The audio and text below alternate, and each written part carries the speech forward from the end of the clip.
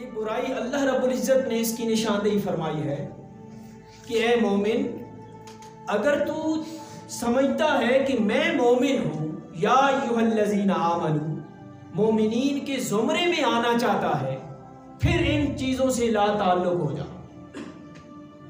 کون سی چیزیں ہیں؟ پچھلی آیت میں نے گنوائی۔ اس میں ایک تھا گمانی دوسرے کے خلاف، جس سے کوئی لینا دینا نہیں ہے، فضول کی بدگمانی شروع کر دینا، کسی کے عیب تلاش کرنا، جستجو کرنا، ٹو میں لگے رہنا، تیسری برائی کرنا۔ صرف میں یہ ترجمہ پڑھ رہا ہوں، وَلَا يَغْتَبْ بَعْضُكُمْ بَعْضًا، سورہ حجرات آیت نمبر 12۔ فرمایا کہ ایک دوسرے کی برائی نہ کیا کرو۔ اب دیکھیے برائی کیا ہے، یہ پیٹھ پیچھے کیا ہے؟ اس کو غیبت کہتے ہیں۔ اس کو کیا کہتے ہیں؟ یہ ہمیں بیماریاں پتہ بھی نہیں ہوتی، کرتے رہتے ہیں، پتہ نہیں ہوتی غیبت ہوتی کیا ہے۔ آج سنیے غیبت کیا ہوتی ہے۔ غیبت وہ گناہ ہے، وہ بیماری ہے، یا یوں سمجھ لیں کہ وہ اتنا میٹھا زہر ہے، میٹھا زہر کہ بندہ کرتا رہتا ہے، اسے بڑا اچھا محسوس ہوتا رہتا ہے، بڑی لذت آتی ہے غیبت کرنے میں۔ کہ غیبت ہے کیا؟ غیبت پیٹھ پیچھے بات کرنا ہے، پیٹھ پیچھے بات کرنا۔ وہ بات دو لوگ بیٹھے ہیں، دو دوست بیٹھے ہیں، دو رشتہ دار بیٹھے ہیں، کسی تیسرے رشتہ دار کی وہ بات کر رہا ہے، وہ بات کر رہا ہے اس کے سامنے، کہ اگر وہ بات اس کے سامنے کرے تو وہ ناپسند سمجھے گا، برا مانے گا، اس کو غیبت کہتے ہیں۔ سمجھا گی بات؟ کہ دو لوگ بیٹھے ہیں، دو دوست ہیں، کسی تیسرے کے بارے میں بات کر رہے ہیں، ایسی بات کر رہے ہیں آپس میں کہ اگر وہی بات اس کے سامنے کریں تو اسے بری لگے،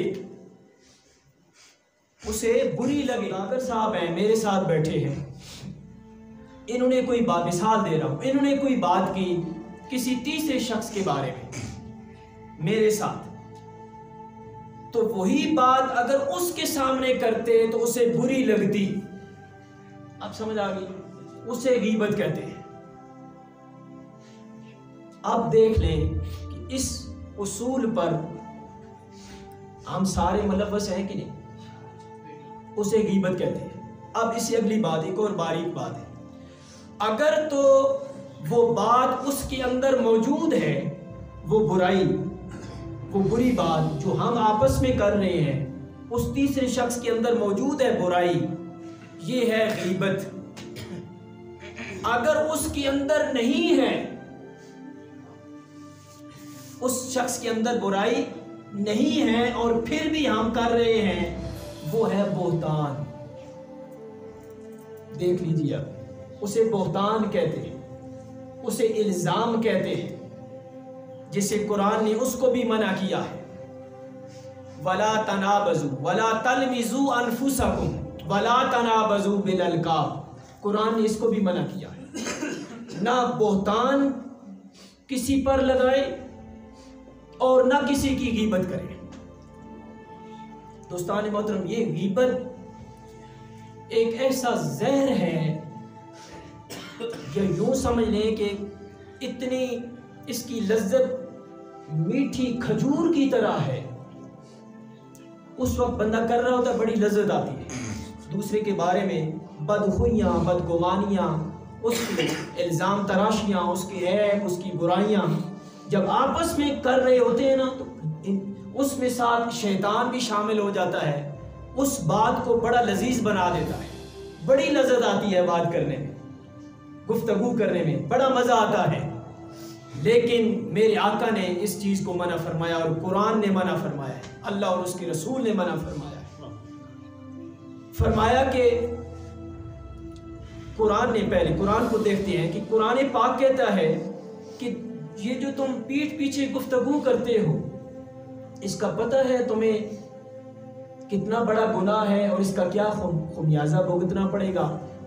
ایحب احدکم، ایک مثال دے کر قرآن نے بات کو سمجھایا ہے کہ کیا تم میں سے تم لوگ آپس میں پسند کرتے ہو ان یاکل لحم اخیہ، کہ تم اپنے بھائی کا گوشت کھاؤ.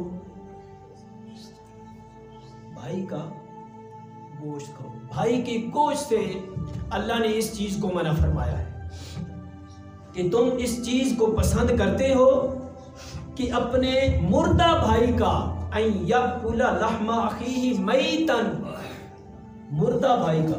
اللہ اکبر، کہ یہ کتنی بڑی بیماری ہے اور گناہ ہے کہ یوں یعنی کہ مردہ بھائی کا گوشت کھانا فَكَرِهْتُمُوهُ،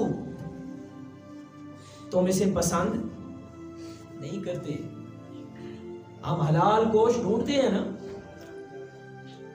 صاف گوشت، حلال گوشت مارکیٹ میں، لیکن قرآن نے اس سے اگلی بات کہی کہ یہ اتنا بڑا گناہ ہے جیسا کہ تم نے اپنے مردہ بھائی کا گوشت کھایا ہے. مردہ بھائی کا گوشت، یہ غیبت اتنی بڑی بیماری ہے.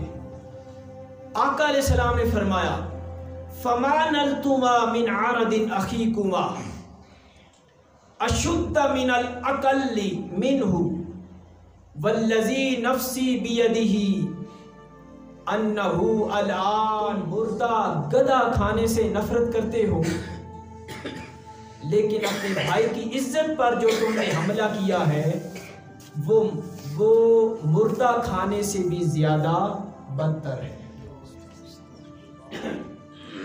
مردہ کھانا بندہ ناپسند کرتا ہے، لیکن غیبت جس نے کی اس نے یوں عمل کر لیا جیسا کہ مردہ بھائی کا گوشت اس نے کھا لیا. دیکھیں قرآن نے ان چیزوں کو کیوں، کوئی حکمت تو ہے. قرآن نے اس لیے بیان کیا ہے کہ ان چیزوں سے جب نفرت ہو جائے گی، غیبت سے، کسی کی عیب تلاش کرنے سے نفرت ہو جائے گی، غیبت کرنے سے نفرت ہو جائے گی، چغلی کرنے سے نفرت ہو جائے گی، تو دل بندے کا نور و نالا نور ہو جائے گا. دل کیوں سخت ہو جاتا ہے، کیوں غلیظ ہو جاتا ہے دل، کیوں سخت ہو جاتا ہے دل؟ دل کے اندر یہ امراض پوشیدہ ہیں، جمع ہیں، جمع کرتے رہتے ہیں، اس کا علاج نہیں کرتے. بندہ بیمار ہوتا ہے تو اس کا علاج ہوتا ہے، وہ درست ہو جاتا ہے، اس کی فزیکلی، جسمانی، ظاہری صحت ٹھیک ہو جاتی ہے. لیکن دل کی بیماریاں یہ روحانی بیماریاں ہیں.